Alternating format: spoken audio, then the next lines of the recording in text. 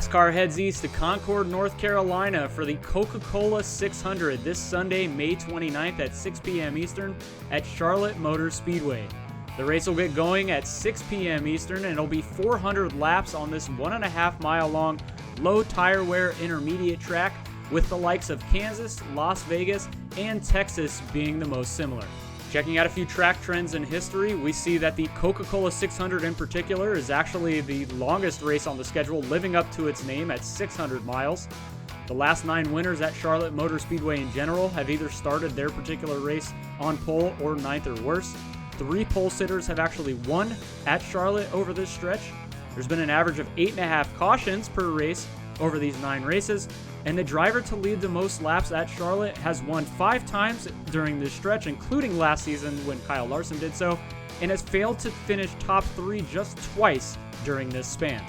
Checking out a few drivers to watch ahead of this weekend's race, and starting with Kyle Busch. Busch was the class of the field in the All-Star race, leading the first 47 laps until NASCAR's biggest issue of tires going down bit him in the ass. Kyle Busch led 18 laps at Kansas and wound up finishing 3rd a couple of weeks ago. He was dominant in Las Vegas early on in the spring, leading 49 laps there, ultimately finishing 3rd, even after having to start the race at the rear of the field.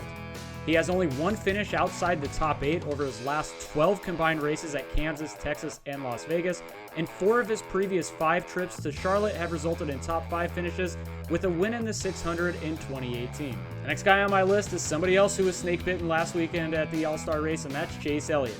He ran really well at Kansas this year, finishing stages 1 and 2 inside the top 5 prior to wrecking out, and he had also finished 7 of the previous 9 races there in 6th or better. He performed really well at Las Vegas the last 2 times, with both being top 10 finishes, and he finished 7th at the Texas event last year during the playoffs. He has 4 straight, and 5 of his last 6 races have resulted in top 5 finishes at Charlotte, with the last 2 600 events being runner-ups. He won the fall event in 2020, and he's led 22-plus laps in 4 straight Charlotte races. The last guy to keep an eye on this week is another Toyota, and that's Martin Truex Jr. Truex has been pretty good at the 1.5s in 2022, finishing 6th at Kansas just 2 weeks ago and placing 8th in Las Vegas early on in the season. He's won the 600 event twice, and he has 3 total victories at Charlotte over his last 10 trips here.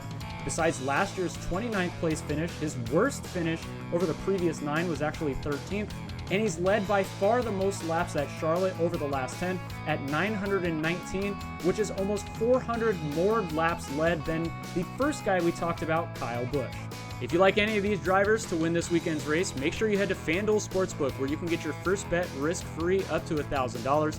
And if you like this video, hit that thumbs up button and make sure to subscribe and hit that notification bell to be alerted when I release my entire betting card for the Coca-Cola 600 later this week.